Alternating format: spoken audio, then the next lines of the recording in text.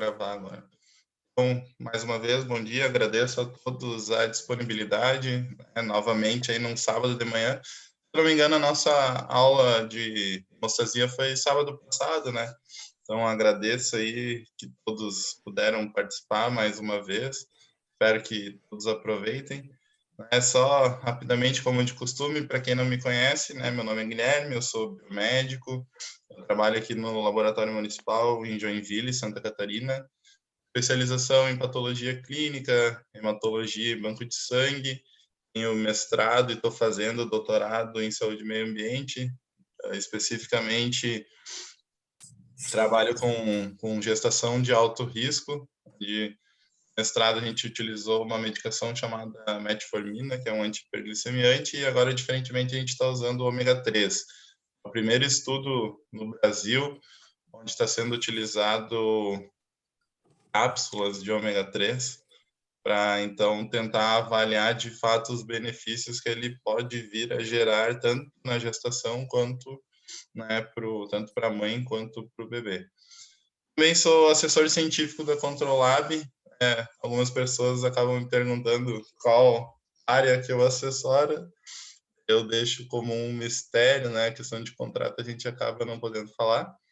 E a minha pesquisa, então, né, ela é desenvolvida na maternidade referência aqui da cidade, que é a maternidade Darcy Vargas. Também sou delegado da comarca de biomedicina aqui em Joinville, representando o CRBM5, né, que abrange tanto o Rio Grande do Sul quanto Santa Catarina. E atualmente também sou professor do curso de biomedicina na Unisociesc, que é uma das universidades que tem aqui em Joinville.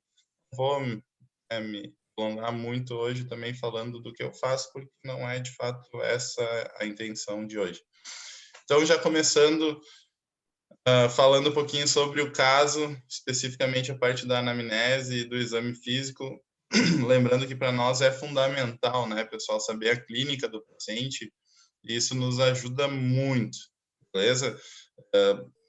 Questões simples, até mesmo como, por exemplo, a idade, são coisas fundamentais, porque até se a gente fosse pensar, por exemplo, num caso de leucemia, né, vamos supor, se a gente souber a idade, a gente já pode associar dados epidemiológicos, como, por exemplo, a gente sabe que 80% das leucemias linfoblásticas agudas ocorrem na infância. Então, né, por exemplo, só fazendo um comentário rápido também, o caso do meu filho, né, ele trata para leucemia linfoblástica aguda subtipo B. E quando liberaram o laudo dele, botaram a presença de granulações citoplasmáticas, algo que não faz sentido, né, pessoal? Tendo em vista se a pessoa tivesse de fato um conhecimento, embasamento, até mesmo epidemiológico, né, seria um tanto quanto contraditório. Claro, poderia de fato ter, mas, né, é algo que é uma observação que, quando colocada em laudo, né, acaba nos direcionando para uma leucemia de origem mieloide. E essa é uma questão interessante, né, a questão da observação referente à descrição de blastos, né. Blasto, galera, ao meu ver, né, e muitos autores acabam também pensando dessa maneira, né, não é, o assunto de hoje não é sobre leucemia, mas como eu toquei no assunto, vou só dar uma breve introdução. A descrição de um blasto, galera, ela tem que ser algo que vai ajudar tanto o médico quanto o paciente, concordam? E de nada adianta eu falar, por exemplo, a presença, né, a cromatina frouxa, presença de nucleolo, alta relação núcleo-citoplasma. Essas são características inerentes à grande maioria dos blastos. Então, características morfológicas blásticas, galera, é interessante a gente botar algo que saia do padrão, que vá direcionar. Como, por exemplo, né, a cromatina, núcleo irregular, presença de granulações citoplasmáticas. Essas sim são observações e descrições de células blásticas interessantes, justamente por nos darem um direcionamento. Concordam, pessoal? Faz sentido para vocês isso? No caso do meu filho, foi colocado que tinha granulações citoplasmáticas, o que teoricamente nos direcionaria uma leucemia de origem mieloide. Na verdade, até pensando, né, na questão epidemiológica, acabou se confirmando, né, uma leucemia linfoblástica aguda. Enfim, Essa vai ser uma outra questão também interessante, que eu ainda quero dar uma aula de leucemias para vocês, dividir leucemias agudas, leucemias crônicas, dividir em origem, e ainda falar também uma outra aula sobre linfomas, que eu vejo que muita gente tem dificuldade. Então, só lembrando que a nossa próxima aula do mês que vem vai ser sobre interpretação de gráficos de uma maneira geral, né? Vocês já sabem, para quem tem acompanhado as nossas aulas, que a interpretação de gráficos não diz respeito simplesmente à interpretação de gráficos da série branca, mas sim a série vermelha e série plaquetária, e vocês viram como é fundamental a gente entender, conseguir interpretar esses gráficos. Fechando o meu parênteses, voltando à anamnese e exame físico do paciente, então, deixa eu só botar aqui para o ladinho. É uma paciente feminina de 74 anos, ela procurou o pronto-socorro de uma cidade vizinha de Joinville, relatando náusea, vômito, diarreia e dor abdominal com 24 horas de evolução, onde ela foi medicada e liberada com medicações sintomáticas, né? Para os sintomas, no caso. A paciente evoluiu, então, com rebaixamento do nível de consciência, oligoanúria, que é a diminuição intensa do volume urinário, não para de urinar como anúria, né, mas oligoanúria significa isso, hipotensão, extremidades frias e manchas equimóticas generalizadas. E aí, isso é algo que chama muita atenção, né, manchas equimóticas, a gente já, obviamente, vai nos chamar a atenção, e até depois eu trouxe uma imagem dessa paciente que é um tanto quanto chocante, mas é importante para dar um embasamento ao nosso caso de hoje. Em seguida, então, ela foi encaminhada ao pronto-socorro de um hospital aqui de Joinville, que era, no caso, nessa situação, o hospital onde eu trabalhava, ok? Então, reparem, né, ela teve alguns sintomas, foi tratada com sintomáticas, ela piorou e foi transferida para o hospital onde eu trabalhava. Aí, então, a gente considera esse dia como dia 0, beleza? Familiares relataram que a paciente apresentava apenas hipertensão arterial sistêmica. Reparem que quando ela chegou, ela estava com hipotensão, compensada com monoterapia, né? Ela fazia uso, eu não lembro qual medicação especificamente que ela usava, losartana e omeprazol.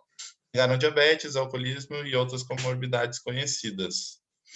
Ao exame físico, a paciente encontrava-se inconsciente em Glasgow 3, né? Quanto menor a escala de Glasgow, pior para o paciente. Com pressão arterial inaudível, galera, taquicárdica, taquipneica e com sinais de má perfusão periférica. Só aí, com essa clínica dessa paciente, a gente já poderia pensar numa hipótese, né, muito forte, mas que eu vou deixar para falar depois. Mas, como eu falei, a clínica ela é fundamental.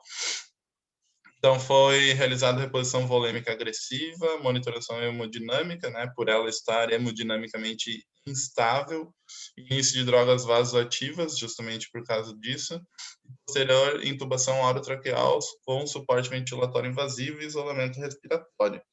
Tá, pessoal? Alguma dúvida aqui?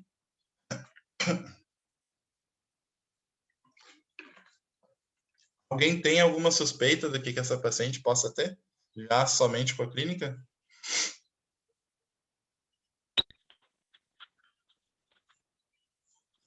Vamos seguir. Os exames laboratoriais, galera. Bom, falando rapidamente sobre esse gráfico, né? É um gráfico de dispersão de série branca, onde o eixo X representa complexidade e o eixo Y representa o tamanho. Logo, galera, quanto mais para a direita, mais complexa a célula, quanto mais para cima, maior. Concordam? Olhando esse gráfico aqui, então, pessoal, vocês esperariam encontrar o que na lâmina?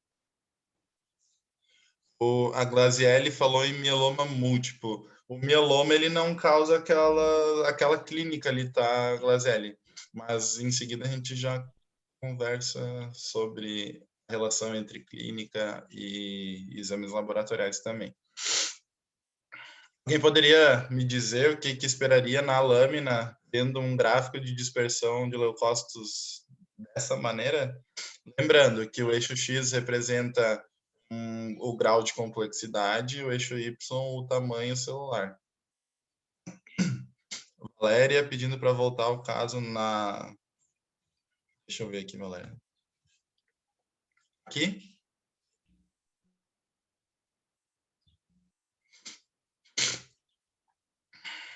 Ana Paula falou granulócitos imaturos. Posso seguir, Valéria?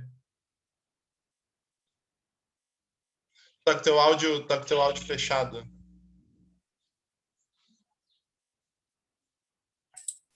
Guilherme, só um instantinho, rapidinho. Obrigada.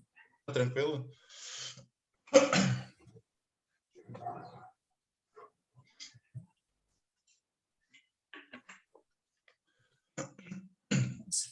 Ok, obrigada. Eu que agradeço. Vamos participar, tá, pessoal? A ideia da aula hoje é a gente conversar. Na verdade, a intenção das minhas aulas é sempre uma troca, né? Então, acho que a gente acaba tanto aprendendo junto. O Vitor sempre contribui bastante também. A Ana agora já falou granulócitos imaturos. Então, galera, só para vocês entenderem. Essas células, legal quando o gráfico é coloridinho, ajuda bastante, né? Mas só para a gente conversar rapidamente, essas células, esses pontinhos azuis, lembrando que cada pontinho é um leucócito, tá, pessoal? Esses pontinhos azuis, eles estão numa área onde tem uma baixa complexidade e um baixo tamanho. Que célula é essa, galera? São, né, os linfócitos. Já os pontinhos roxos, não sei se alguém falou, linfócitos, Valéria, muito bom, Valéria.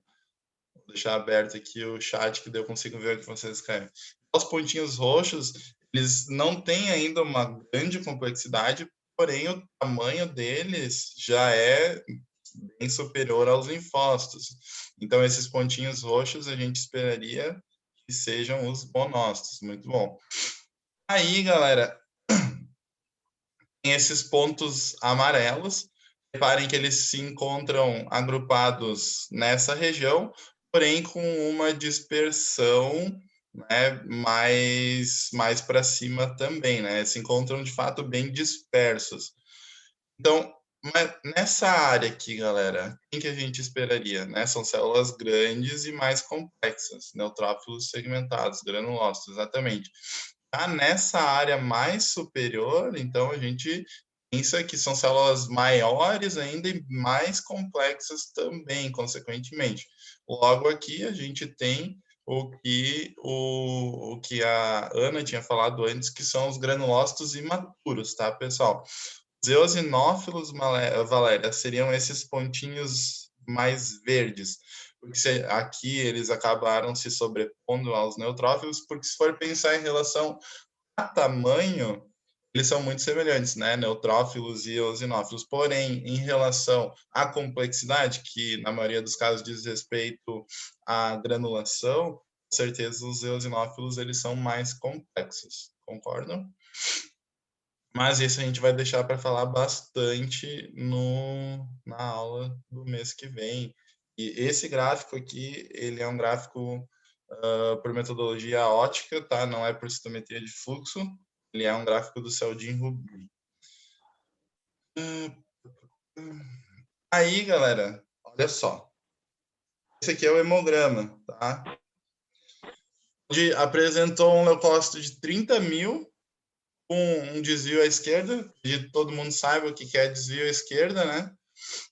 O desvio esquerdo ele pode ser considerado desde os bastões até os promielócitos, né? Pensando no processo de maturação celular, né?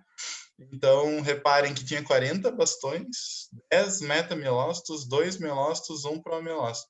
Aqui, galera, só fazendo uma observação, tá? Quando a gente for avaliar se, por exemplo, tem uma neutrofilia, uma linfocitose, uma monocitose, enfim, quando a gente estiver avaliando os leucócitos maduros, essa avaliação sempre deverá ser realizada através do número absoluto. Beleza, pessoal? A gente nunca vai dizer, porque olha só, segmentados, ou pergunto para vocês, tem uma neutrofilia nesse caso, galera? Esse caso apresenta uma neutrofilia? Sim ou não? Sim. Sim. Por quê? Porque o número absoluto está aumentado. Porque reparem, se a gente fosse avaliar o número relativo, abaixo do valor de referência. Ah, então tem uma neutropenia? Não, não, porque avalia o valor absoluto. Isso quando células maduras. Entretanto, quando a gente começar a falar e pensar em células imaturas e desde já dos bastões até promelócitos, blastos, enfim, sempre avaliar valor relativo, tá, pessoal? Essa já é uma dica bem interessante que muitas vezes as pessoas acabam se confundindo, avaliando, né? Qual que eu avalio relativo, absoluto? Então, é dessa maneira, conforme eu acabei falando. Além disso, pessoal, reparem que teve como observação ali presença de granulações tóxicas em vários neutrófilos, que nada mais são do que aqueles grânulos primários agora evidenciados, então, nos neutrófilos. Poderia ser evidenciado também, por exemplo, nos bastões, enfim. A vacuolização citoplasmática. Vacuolização citoplasmática, ela tem apenas um significado, né, que é fagocitose celular.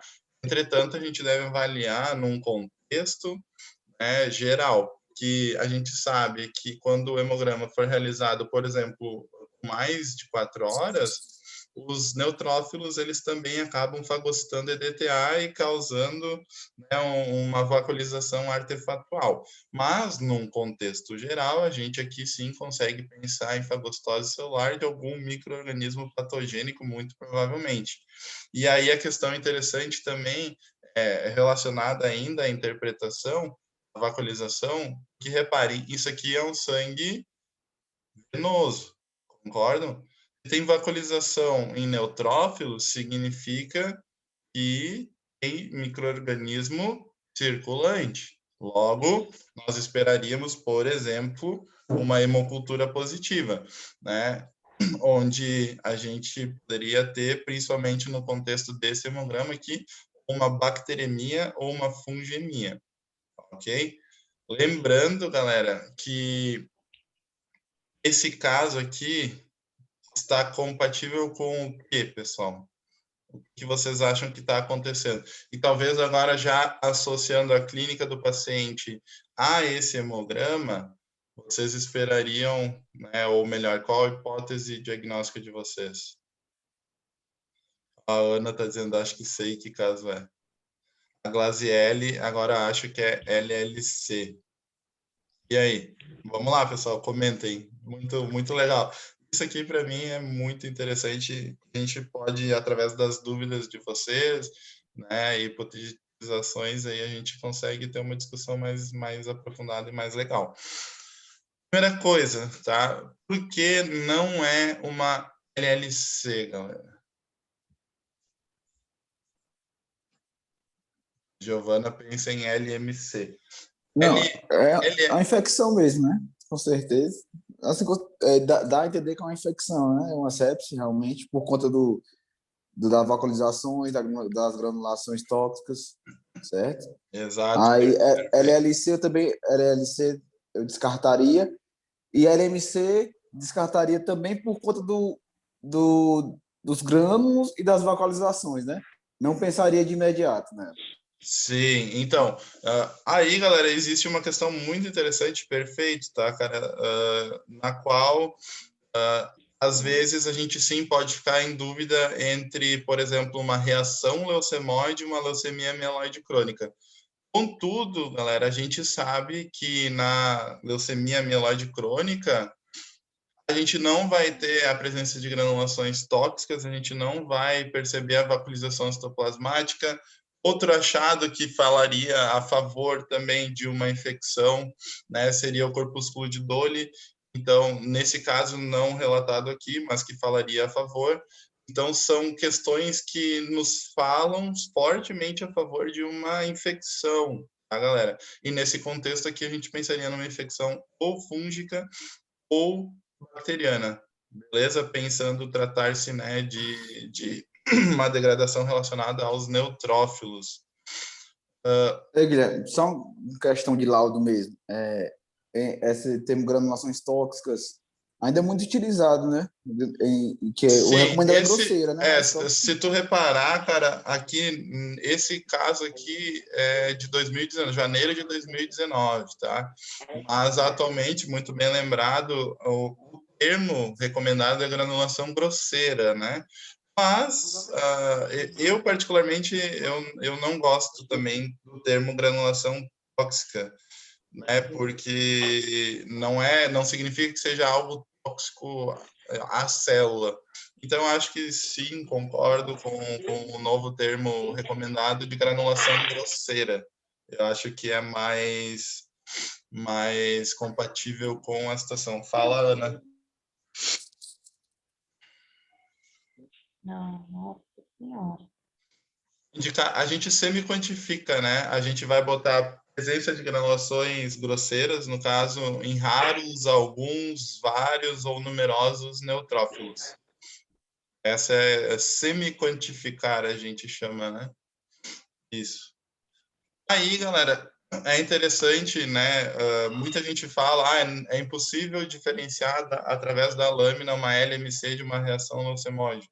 Aqui é um exemplo. Outra questão interessante, muita gente fala que reação leucemóide ocorre simplesmente quando tivermos mais de 50 mil leucócitos. Aqui é um exemplo que não. Lembrando, galera, que na reação leucemóide, o desvio à esquerda ele pode ser tão acentuado que pode apresentar blastos no sangue periférico. Óbvio, não são blastos leucêmicos, né? São células imaturas que estão sendo liberadas na corrente sanguínea devido a uma demanda tecidual enorme. Lembrando que se essa demanda, deixa eu só desligar o áudio de alguém. Se essa demanda for muito grande, pode até mesmo evoluir, por exemplo, para uma exaustão medular, onde a oferta não dá conta da demanda, entrando então a medula em exaustão. Fala, Fernanda. Fernanda levantou a mão, né? Pode falar. Tá me ouvindo, Guilherme? Uhum. Alô?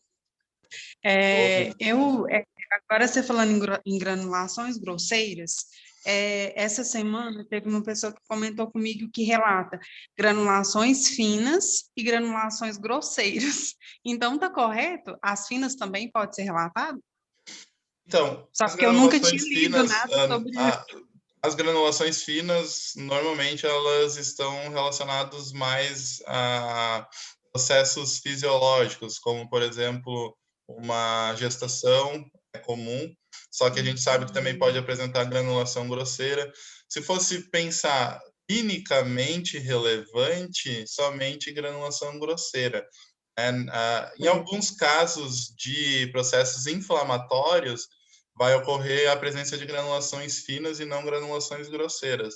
Mas, de uma maneira geral, pensando em casos mais graves, digamos assim, e clinicamente relevante, né, as granulações grosseiras têm um papel muito mais importante do que granulações finas. Eu não vejo um problema em relatar granulações finas. Eu, particularmente, não relato uma questão de relevância clínica, até porque granulação fina vai acabar se tornando algo muito difícil do laboratório padronizar, que vai ser muito provavelmente confundido com a própria granulação do neutrófilo, concorda? Então, a granulação grosseira é algo que salta aos olhos e tem todo um contexto relacionado no teu hemograma, né? Como, por exemplo, presença de vacuolização, corpúsculo de Dole, uma leucocitose, um desvio à esquerda. Já a granulação fina, ela pode aparecer sem ter nada disso, por exemplo, numa gestação, entendeu?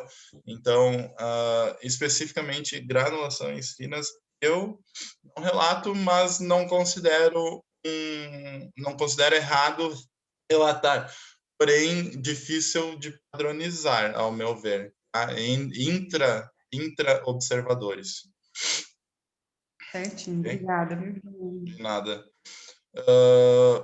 E aí, galera, então esse aqui é um caso também de uma reação leucemoide, tá? Lembrando que a reação leucemoide, ela ocorre devido à presença de um micro-organismo patogênico.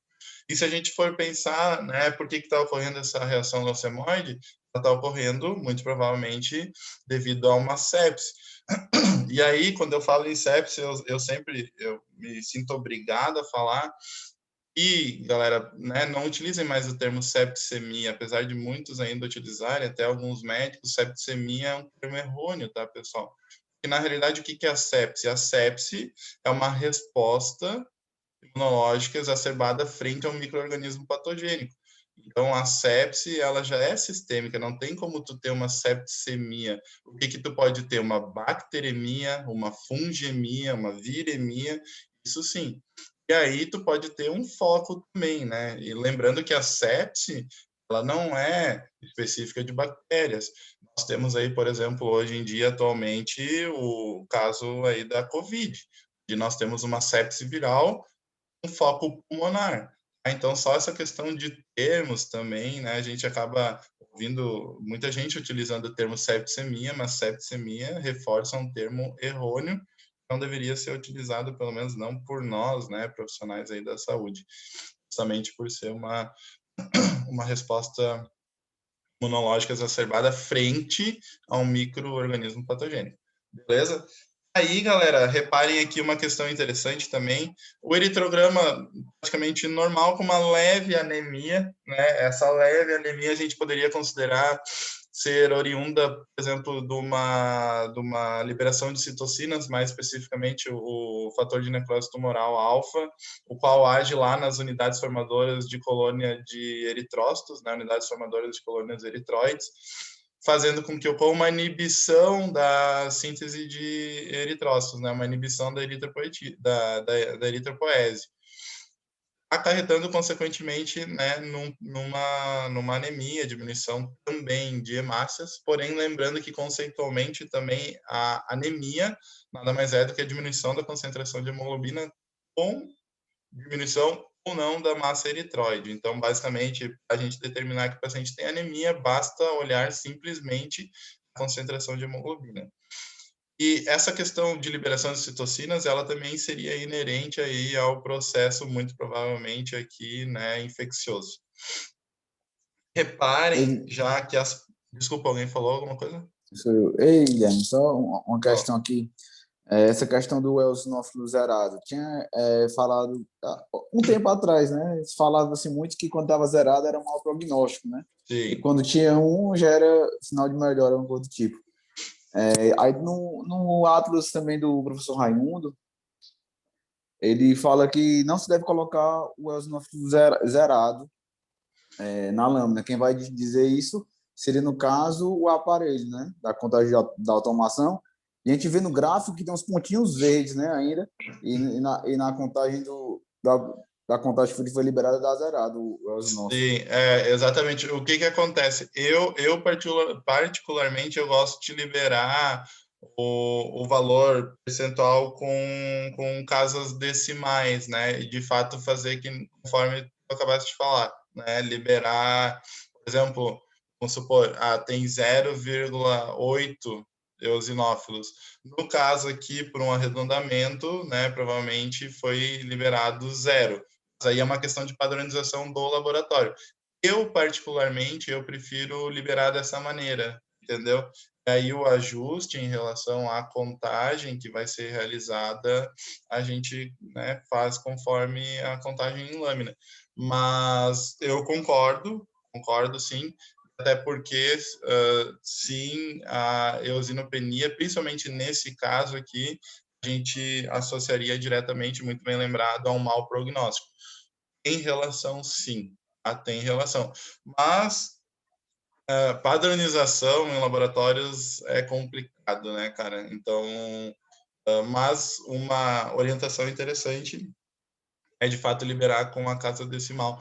Ou, por exemplo, o arredondamento para mais. O problema é se, vamos supor, se tivesse 0,13 eosinófilos. Nesse caso aqui, provavelmente tinha menos de 0,5 e foi arredondado para 0. Mas, sim, concordo contigo. Esse seria o ideal. Muito bem lembrado.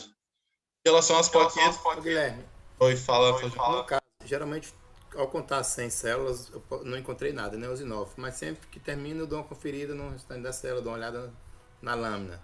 Então, nessa passagem pela lâmina, eu encontro o usinófilo. Então, eu posso relatar esse usinófilo incluído na contagem. Posso? Aí, eu particularmente não concordo também, tá? Por isso que é melhor a gente utilizar a contagem do equipamento. Que vamos supor, tu fizeste a tua contagem e daí não encontrou nenhum linfócito reativo. Aí tu começa a revirar toda a lâmina e encontra um linfócito reativo. Tu vai laudar esse um linfócito reativo, sendo que ele não entrou na tua contagem? Entende? A lógica é a mesma, né? Independente de ser um eosinófilo ou não. Por isso que a minha orientação é, de fato, também, né, conforme, acho que foi o Vitor que falou, né, utilizar a contagem do equipamento, até porque o equipamento, na grande maioria dos equipamentos, aí, eles contam 10.000 leucócitos, né? E a gente, a partir do momento que a gente conta somente 100, né, acaba tendo uma perda enorme aí, né, da confiabilidade, né, e da reprodutibilidade também. Então, eu particularmente, conforme comentaste aí, eu não faço assim, eu não oriento a fazer assim, né, como tu falaste. Beleza? Beleza, entendi, obrigado. De nada. Aí as plaquetas estão diminuídas e ainda tem uma presença de macroplaquetas, muito provavelmente, né, devido a uma tentativa de compensação megacariocítica também lá na medula, né? Macroplaquetas, elas podem, e na maioria das vezes, estão relacionadas, né, a uma síntese plaquetária aumentada, e o porquê disso a gente tem que levar em consideração o quadro todo, muito provavelmente aqui uma tentativa de compensação medular, beleza? Tendo, obviamente, né, e tendo em vista que as plaquetas aqui estão diminuídas. Aí, galera, foi feito... Alguém já tem uma hipótese do que está acontecendo com essa paciente? A gente já falou, né? Muito provavelmente é uma sepse de origem ou bacteriana ou fúngica, né? Mas a gente precisa confirmar, e como que a gente faz isso? Através de exames laboratoriais. Aí, galera, vem uma gasometria dessa paciente. Deixa eu ver o que falaram. Ou ambas. Aí não vale, Ana, não... Sim, mas poderia ser ambas, sim, né? A gente vamos chegar aí no desfecho, ver o que acontece. Essa alteração em série vermelha plaquetária é devido à infecção, sepse? Sim, sim. Muito provavelmente esse consumo plaquetário seja devido sim a infecção. Talvez, por exemplo, né, algumas hipóteses. A gente sabe que infecções fúngicas, muitas vezes, elas acabam gerando anticorpos antiplaquetas, tá? Existe uma relação bem forte entre infecção fúngica e anticorpos antiplaquetas, principalmente em recém-nascidos, né? E mais ou menos no 15º dia de vida, a gente consegue avaliar se de fato trata-se de uma infecção bacteriana ou fúngica com a diminuição das plaquetas. Essa é uma relação bem interessante, né? Já tem diversos relatos que falam, e artigos, né, que falam sobre isso, sobre essa relação, né? Especificamente neonatos após a 15º dia de vida, infecção fúngica. Outra questão poderia ser, por exemplo, a paciente tendo uma perda de função hepática, consequentemente diminuição da síntese de trombopoetina, fazendo com que ocorra uma diminuição da síntese plaquetária. Nesse caso, não pensaria nisso, até porque tem a presença de macroplaquetas, então a gente entende sim que a medula está tudo ainda funcionando, né? Então, muito provavelmente seria relacionado a um consumo periférico, ok? Porque talvez, né, seja aí devido a algum anticorpo ou o paciente pode estar aí com alguma outra questão relacionada à hemostasia primária também. Mas, na grande maioria das vezes, quando a gente pensa em infecção, a gente pensaria nessas duas situações. Aí veio uma gasometria arterial com pH baixo, PCO2 ainda um pouquinho baixo, e o bicarbonato bem baixo, né? O que vai caracterizar aí uma acidose metabólica. Todo mundo concorda? Só que tem uma questão, tá, pessoal? Quando a gente pensa em acidose metabólica, são duas questões, na verdade. A primeira coisa que a gente vai ter que fazer, e talvez vocês nem façam isso, mas tem que ser feito, né? Principalmente quando a gente pensa em tratamento do paciente. A primeira coisa que a gente vai ter que fazer é calcular o PCO2 esperado, tá? Como que a gente vai calcular esse PCO2 esperado? Através da fórmula de Winter. É uma fórmula bem simples. Isso quando em acidose metabólica. O que a gente faz? A gente multiplica o bicarbonato do paciente por 1,5 e soma 8. Onde a gente aqui, nesse paciente, encontrou um PCO2 de 19,25. Tendo uma variação de mais ou menos 2. Então, poderia ir de 17 a 21. E pensem comigo. 19,25, né, de 17 a 21 seria o esperado, só que o PCO2 desse paciente está em 32. Logo, tem um excesso de PCO2. Concordam? E vejam que interessante, mesmo em relação ao valor de referência, o PCO2 estando diminuído. Vocês estão conseguindo acompanhar, pessoal? O que isso quer dizer para mim?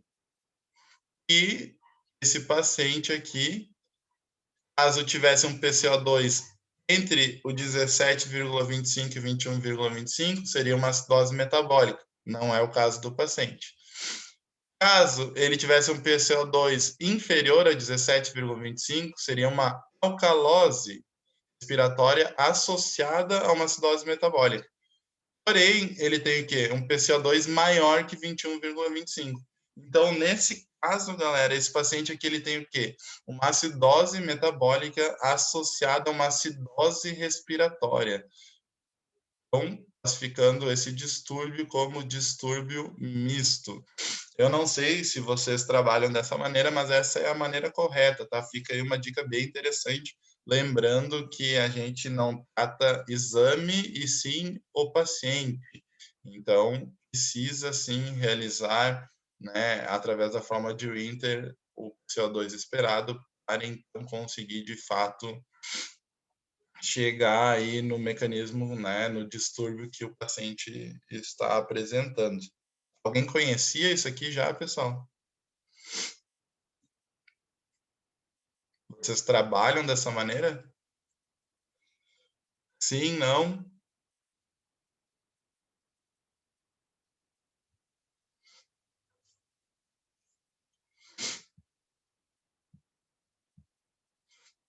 Elaine não conhecia. É interessante, né, pessoal? Por isso que eu falei, esse caso aqui é muito legal, que eu vou trazer várias coisas interessantes para vocês. Caso vocês tenham interesse, a gente pode marcar também uma aula de gasometria. Eu quero cada vez mais abordar assuntos de bioquímica com vocês também. Eu acho fundamental essa associação, tá, pessoal?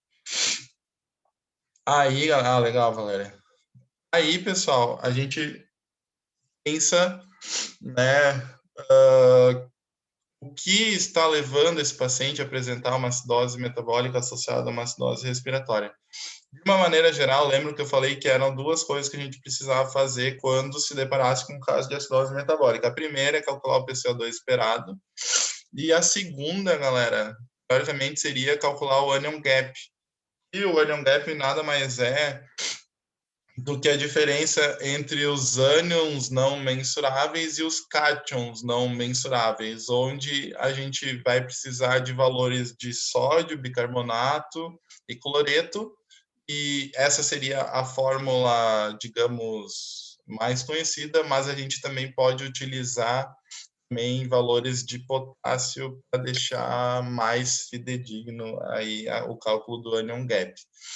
E aí, pessoal, quando nós temos, né, uma acidose metabólica, ela pode ser, por exemplo, hiperclorêmica, e aí tu vai calcular o anion gap, né, um anion gap normal, só que com o cloro aumentado. Tu pode ter um anion gap aumentado também, uma acidose metabólica cursando com anion gap aumentado. Quando que eu vou ter isso? São ou melhor, em relação a anion gap, são dois mecanismos principais que podem fazer com que aumente o anion gap numa acidose metabólica, tá? Acúmulo de ácido lático, tá? E acúmulo de corpos cetônicos. O ácido lático, a gente pensaria, por exemplo, em casos de sepse, que é muito provavelmente o que está acontecendo aqui. A sepse, ela cursa com uma hipovolemia, consequentemente uma hipoperfusão tecidual, e consequentemente, após degradação da glicose, vai formar piruvato, esse piruvato em baixas concentrações de oxigênio vai virar lactato. Logo, eu tenho um aumento de lactato devido à hipóxia tecidual. Concordam? Esse é um mecanismo, né, normal relacionado à sepse. Hipovolemia, hipoperfusão, aumento de lactato. Tanto que é interessante, pessoal, a gente também consegue avaliar em pacientes que apresentam uma acidose metabólica através das concentrações, da concentração de lactato, uma melhora ou uma piora do paciente, tá? Já tem diversos artigos também que correlacionam, por exemplo, em pacientes de UTI que apresentam um lactato constante ou um aumento de lactato diretamente a um mau prognóstico e, eventualmente, óbito também. Tá? Então, é uma dica interessante aí para a gente avaliar. A questão do acúmulo de corpos cetônicos, né, e pensando em ânions não mensuráveis, né, por isso que a gente pensa em lactato, em corpos cetônicos, estaria diretamente relacionado a uma certa acidose diabética. Mas aí é um outro assunto, né, relacionado à degradação dos ácidos graxos, que vai formar corpos cetônicos, enfim, né, não vou me adentrar nessa questão porque não é esse o caso hoje aqui. E aí, por último, não é raro, por exemplo, também, não falando em anion gap, mas falando em acidose metabólica, a questão também de pacientes nefropatas que vão apresentar um acúmulo de prótons, né, íons de hidrogênio, ou também uma diminuição da reabsorção lá no contorcido proximal e distal de bicarbonato, consequentemente fazendo com que o bicarbonato diminua, né, e devido ao acúmulo de prótons, fazendo com que o pH diminua também. Então, pacientes nefropatas principalmente descompensados, né, tendem a cursar com uma acidose metabólica devido a esse mecanismo que eu acabei de falar. Beleza? Mas aqui a gente, né, muito provavelmente, e vejam que interessante, né, pessoal, a gente acaba juntando a informação que a gente tem e chegando aí numa hipótese diagnóstica, e aqui a gente está falando de gasometria que está nos remetendo a uma possível sepse, né? Isso é muito legal, isso é muito interessante. E aí, pessoal, a gente dá continuidade aos exames, né? E veio o seguinte, uma PCR aumentada, uma creatinina aumentada, um ácido lático aumentado, um fósforo aumentado. Então, relacionando com a gasometria, a gente poderia relacionar tanto o ácido lático aumentado quanto essa creatinina, né, devido a provavelmente uma perda de função renal. Lembrando que para aumentar a creatinina, galera, acima do valor de referência, a gente precisa, teoricamente, ter uma perda de 50% da função renal, né, basicamente. Então, um rim somente estaria funcionando. O que faz sentido aqui e o que vem de encontro à nossa hipótese também. O que essa paciente, o que está acontecendo com essa paciente? Muito provavelmente uma sepse que está cursando aí com uma uma falência orgânica, talvez múltipla ou não, mas com certeza renal. Até então, né, a gente já está conseguindo perceber isso. E aí são dois mecanismos que fariam com que a paciente apresentasse uma acidose metabólica, que seria o acúmulo de ácido lático e a diminuição da função renal. E aí, galera, tem a PCR, né, que está diretamente relacionada a processos inflamatórios, tá? E a PCR é uma outra questão interessante que talvez poucas pessoas sabem. A PCR, ela é interessante, galera, para diagnóstico não, mas para acompanhamento de evolução e sucesso terapêutico, onde uma PCR, quando acompanhada de forma diária, ela vai apresentar uma diminuição quando, né, se obteve sucesso terapêutico e uma estagnação ou um aumento, por exemplo, quando esse sucesso não foi obtido. Então, a PCR ela é muito mais interessante para acompanhamento de sucesso terapêutico do que até mesmo para diagnósticos, enfim. Por outro lado, hoje em dia, relacionado à COVID, a gente já sabe, né, que PCR, ferritina e dedímero, né, quando muito aumentados e apresentando uma piora, estão diretamente relacionados a um mau prognóstico.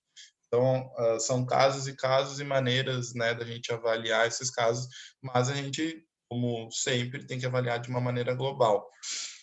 E aí, galera, só para complementar, é muito interessante a correlação que a gente consegue fazer entre hemograma, gasometria e ácido lático. Esses três, em conjunto, eles falam fortemente, né, como vocês podem ver, quando alterados, obviamente, e de uma determinada maneira, em relação à sepse, tá, pessoal? Então, isso é muito, muito interessante e são exames que a gente pode usar como triagem até mesmo para sepse. O que seria o próximo passo do médico aqui? De uma hemocultura, com certeza. Okay? Aí, pessoal, essa paciente ela também apresentou um quadro de síndrome de consumo. Reparem que o TP 4,22, né, a RNI, né? Aqui é um laudo antigo, eu não gosto mais, eu não gosto desse laudo, né? Ontem acho que foi, eu postei já uma explicação do porquê não usar mais a atividade da protrombina. Aqui também falta em laudo a relação do paciente e do padrão no TP, tá? Então, mas vocês podem reparar que isso aqui é um caso de 2019, né? Ainda não, e eu também não trabalho mais nesse laboratório, mas são algumas recomendações importantes, né, que eu tenho que salientar e não clinicamente falando, a atividade não se utiliza mais. O RNI também é interessante a gente lembrar que o RNI serve para acompanhamento de pacientes em uso de cumarínicos, né, inibidores da vitamina K, como por exemplo Manevan, varfarina, enfim. Mas em casos utilizados para diagnóstico de coagulopatias, o mais interessante é a relação paciente-padrão, tá? Pensando em tempo de protrombina. Assim como o tempo de trombostina parcial ativado, ele deu aumentado também. E aqui é interessante, galera, já nesse momento aqui a paciente apresentava, assim, uma diminuição da função hepática. Como que eu sei isso? E aí entra uma outra questão bem interessante. Desculpa, pessoal, eu tô com uma alergia. E diz respeito também a uma confusão muito grande por muitos analistas, que é referente à questão, né, quais exames falam em relação à função hepática, quais exames falam em relação a dano hepático. E são coisas diferentes, tá? Exames que falam em relação a dano hepático, a gente poderia, sim, pensar em TGO, TGP, gama-GT, até mesmo fosfatase alcalina, mas principalmente os três primeiros. Mas e quando a gente pensa em perda de função ou diminuição de função, a gente pensaria, por exemplo, em albumina, bilirrubina e proteínas de coagulação. Por quê, galera? Porque são esses três produzidos exclusivamente sintetizados, né, no fígado. Então, se diminuir a síntese de algo que é exclusivamente produzido nesse local, significa, muito provavelmente, que ocorreu uma perda de função.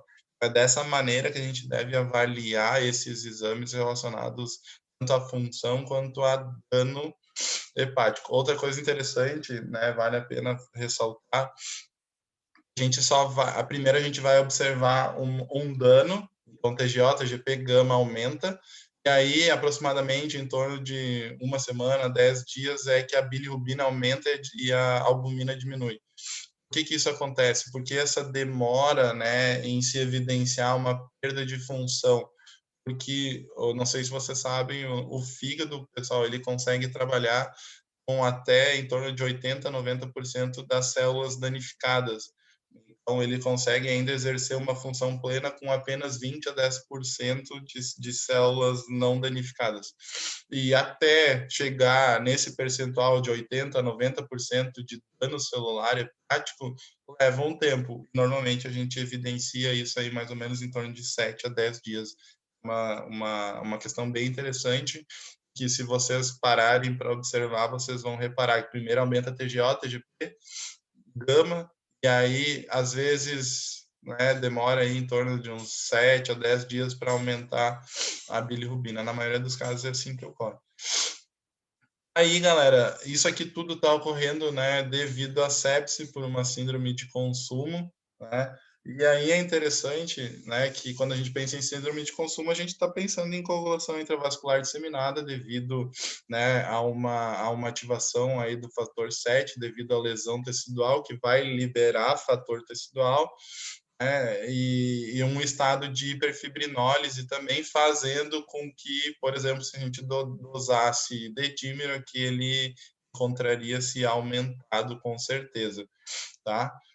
Mas dedímero aumentado significa que ela está tendo uma trombose? Não necessariamente, porque em casos, por exemplo, como esse aqui de sepse, o dedímero aumenta também, mas devido a essa síndrome de consumo. O dedímero, galera, ele é interessante e ele tem um valor preditivo negativo muito interessante para a trombose. O que isso significa? Que quando diminuído, a gente pode sim excluir, né, a hipótese de trombose. Quando aumentado, significa trombose? Não necessariamente. Esse aqui é um exemplo. Beleza? O valor preditivo negativo do dedímero é excelente, mas, por outro lado, o valor preditivo positivo do dedímero já nem tanto. Ok, pessoal, faz sentido para vocês? Estão entendendo? Estou falando muito rápido. De qualquer maneira, a aula vai ficar gravada, né? Outra questão interessante, pessoal, que eu vejo muita gente acaba confundindo, é a questão de relacionar, e agora eu vou fazer um parênteses, relacionar a leucemia promielocítica aguda, né, a LMA-M3, principalmente a hipergranular, que é a clássica, dizer que ocorre coagulação intravascular na leucemia promielocítica aguda. Cara, não ocorre CIVD. Ocorre algo muito semelhante, porém não é CIVD.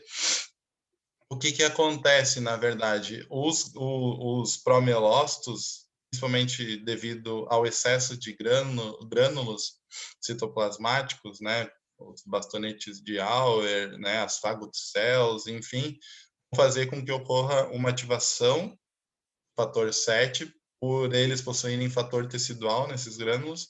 Também vão fazer com que ocorra a ativação do fator 7 devido à presença de um fator pró-coagulante também presente nesses grânulos. E também se sabe que já foi evidenciada a presença de anexinas do tipo 2 nesses promielócitos também, que na verdade servem como receptores do plasminogênio. Isso, galera, é o que ocorre, ok, na leucemia promielocítica aguda. Contudo, diferentemente da CIVD, não ocorre uma diminuição da meia-vida, nem das plaquetas, nem das proteínas S e C, diferentemente do que ocorre na CIVD. Tá? Então, alguém talvez esteja pensando, mas na LMA-M3 ocorre uma diminuição de plaqueta. Sim, ocorre, só que isso ocorre devido à infiltração medular, não está relacionado ao mecanismo inerente à coagulação intravascular disseminada. Por isso que na leucemia promielocítica aguda, a gente não pode dizer que ocorre de fato CIVD, assim algo muito semelhante. Ficou claro, galera? Só, né, fazendo um parênteses, que eu vejo muita gente boa falando, na promielocítica ocorre CIVD. Não, galera, não ocorre. É algo semelhante, né? E eu acabei de explicar exatamente o que ocorre, porém, não é a mesma coisa, ok?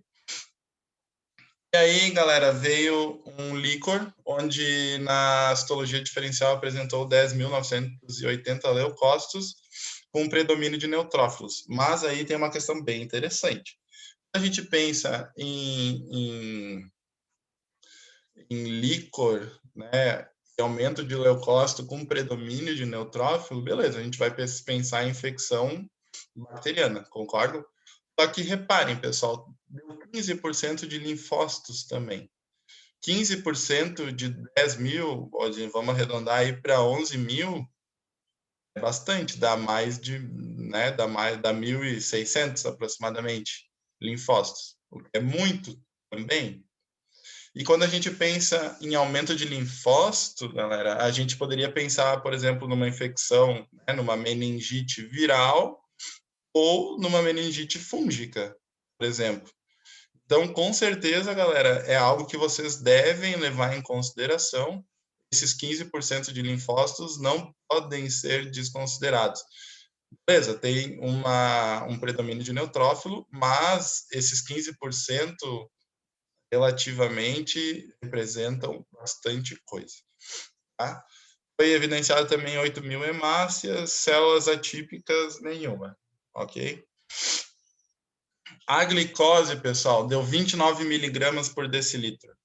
E isso aqui tudo foi por punção lombar, tá?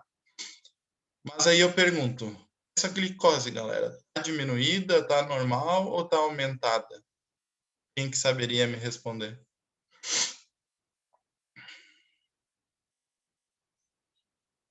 Que, reparem, tem ali o valor de referência, 40, 70. Então, se está em 29, significa que está diminuída, correto? Não, não está correto. Isso aqui é um laudo que ele não é legal também, tá? Porque, galera, a gente sempre tem que correlacionar a glicorraquia com a glicemia, tá? Onde a gente sabe que a glicose no líquor representa em torno de 2/3 da glicose do sangue. Por exemplo, vamos supor que o paciente tivesse com uma glicemia, uma hipoglicemia no sangue periférico, tivesse, sei lá, 50 miligramas por decilitro, ok? Que representa 29, estaria dentro desses 2/3. Mas se ele estivesse, por exemplo, com 150 de glicemia, aí sim, a glicose de 29 no líquido estaria diminuída. Então, a maneira correta é sempre correlacionar a glicose do líquor com a glicose circulante, né? A glicemia, no caso. Beleza? Deixa eu só ver, alguém comentou alguma coisa aqui. Tem diferença de parâmetros de acordo ao local da punção. A diferença existe, sim, Edna. Por isso que é importante a gente botar o local da punção. Mas, assim, não é algo que vai ser clinicamente significativo. Mas pensando em valores de referência, sim. Esses 2/3 aí seria relacionado à punção lombar, tá? Principalmente. Proteínas totais aumentadas. Aí é interessante, ainda voltando a falar da glicose, né? Por que ocorre uma diminuição da glicose, pessoal? Devido ao consumo, né? Consumo por bactérias ou fungos, né? A gente não sabe ainda. Até mesmo outras células que consomem bastante também glicose são os neutrófilos. Por isso que não adianta, por exemplo, né, tu coletou líquor hoje e esperar para dosar a glicose amanhã, mesmo que seja armazenado na geladeira entre 2 e 8 graus, porque os neutrófilos vão, consequentemente, acabar também degradando essa glicose, consumindo essa glicose, tá? Então, líquor tem que ser dosado de forma imediata, tá, pessoal? Proteínas totais, no caso aqui bem aumentada, né? O aumento das proteínas totais diz respeito a um aumento da permeabilidade da barreira hematoencefálica, isso relacionado muito provavelmente aí à questão da infecção, né, fazendo com que ocorra uma vasodilatação, consequentemente aumentando a permeabilidade da barreira hematoencefálica, fazendo aí com que, né, transpassasse aí via membrana. Beleza, galera? Aí, no exame bacterioscópico, foram evidenciados alguns diplococos gram-negativos, né? Quando a gente pensa em líquor e pensa em diplococo gram-negativo, a gente pensa especificamente em uma bactéria. E aí, quando a gente vai, se vocês lembram lá daquelas manchas equimóticas disseminadas na paciente, muito provavelmente relacionados à carga bacteriana também, e aí já na corrente sanguínea, tá, pessoal? E aí a gente está pensando em quem? Neisseria meningitidis, né? Neisseria, né? Eu botei a mão na boca, Neisseria meningitidis. Hipococos gram-negativos. Interessante, tá, pessoal? Principalmente esse tipo de bactéria gram-negativa, ela tem a presença das endotoxinas, né? Os liposacarídeos fazem com que, quando na corrente sanguínea, acarrete em tudo que a gente acabou de ver. Aquele hemograma alterado, aquela gaso alterada, aquela perda de função orgânica múltipla, muito provavelmente. Isso tudo relacionado à presença dessas endotoxinas e agora, muito provavelmente, a gente poderia pensar, né, endotoxinas já de forma sistêmica, aí, né, circulantes. E vejam só, pessoal, Cryptococcus neoformans por aglutinação em látex também deu positivo. Né? É interessante que esse teste aqui é um teste muito caro, pouquíssimos laboratórios fazem, mas ele é muito interessante porque ele detecta antígeno, e segundo, que ele é específico para Cryptococcus neoformans. Lembrando, né, que tem o Cryptococcus neoformans, diretamente relacionado a pacientes imunodeprimidos ou imunossuprimidos, como, por exemplo, imunodeprimidos HIV, imunossuprimidos transplantados, por exemplo, né, o que for. E já tem o Cryptococcus gat, que sim, já, né, tem vários relatos de pacientes imunocompetentes com infecção, né, meningite por Cryptococcus gat. Então, são as duas principais espécies aí que representam, né, um potencial patogênico para nós. Aí, galera... Ai, não salvou. Era para ter... Estranho, cara, eu não sei o que aconteceu. Era para ter uma imagem aqui da... Deixa eu ver uma coisa. Ai, deu erro, ó, por isso. Enfim. Era para ter uma imagem aqui da tinta da China que a gente fez. Aqui, pessoal, tá bem discreto, mas aqui tá o Diplococos, tá?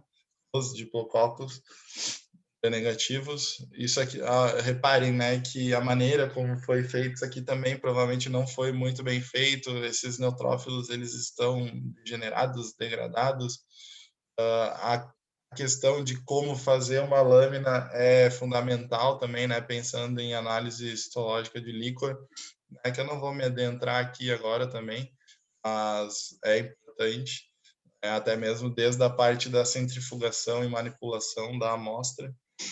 E aí, né, quem tem dúvida também, tem o doutor Danilo, tem a Ana que está aqui conosco, se quiser complementar alguma coisa, né, eles com certeza podem falar com bastante embasamento sobre esse assunto também, ou se alguém quiser comentar.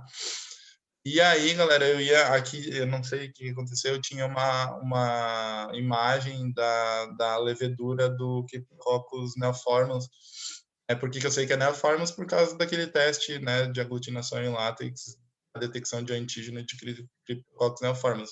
Mas é interessante, né, que a tinta da China, ela não consegue penetrar a cápsula, né, da levedura, e por isso que essa levedura acaba ficando evidente, né, porque o Cryptococcus nada mais é do que uma levedura encapsulada. Por isso que a gente faz a tinta da China e acaba se tornando evidente. Peço desculpa, não sei o que aconteceu, infelizmente vou ficar devendo a imagem do Cryptococcus aí na tinta da China. Tá bem bonita, não sei o que aconteceu. Até testei antes de abrir aqui para vocês. Mas, paciência. Então, né, em relação a evolução dessa paciente. Os testes sorológicos para hepatite B, C, HIV, citomegalovírus e sífilis foram negativos, isso no dia 1. Culturas de urina e sangue não mostraram crescimento bacteriano. Interessante, né? O teste molecular do genogrupo por PCR deu Neisseria meningitidis do genogrupo C no líquor e na amostra do soro. Vejam que interessante, né? Mas a hemocultura deu negativa. Questão, né, de sensibilidade. Após a admissão no dia 0, então, iniciou ceftriaxona, clindamicina e dexametasona. E após a identificação fúngica, anfotericina B e fluconazol, que é o tratamento padrão, né, para criptococcus, né? O paciente evoluiu no dia 2 com choque séptico refratário, né? A gente já viu tudo isso, coagulação intravascular disseminada e instabilidade hemodinâmica progressiva, sem responsividade à terapia proposta. Foi realizado diálise de emergência também, porém sem resposta clínica. O paciente evoluiu com disfunções de múltiplos órgãos, que a gente evidenciou isso nos exames, e faleceu em menos de 48 horas, pessoal, infelizmente. Essa aqui é a paciente, só para vocês terem ideia, ok? As manchas equimóticas, uma foto um tanto quanto bem marcante.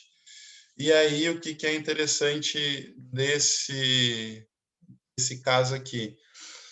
E, não sei se vocês lembram, mas essa paciente, pessoal, ela não era imunossuprimida e nem imunodeprimida, ela era imunocompetente.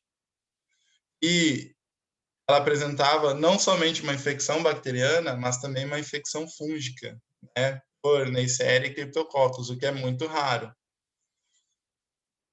Sem contar a questão, repetindo, dela ser imunocompetente, ok? E aí, galera, com esse caso, a gente escreveu um artigo. Foi publicado numa revista da Elsevier, nessa Medical Mycology Case Reports. Ficou durante 90 dias como um dos artigos mais lidos no mundo, pessoal. Justamente porque foi o primeiro relato de caso no mundo de uma infecção tanto por Neisseria quanto Cryptococcus, né, uma co-infecção no caso, em uma paciente imunocompetente. Reparem que aconteceu aqui em Joinville e é o primeiro relato de caso no mundo. Então, né, já digo para vocês também e sempre tento trazer para os meus alunos o despertarem para essa questão também de fazer ciência, né, escrever. Acho que é fundamental, né, pessoal, a gente poder contribuir aí também, né, relatando principalmente esses casos que são extremamente raros. Beleza, pessoal? Deixa eu parar aqui a gravação.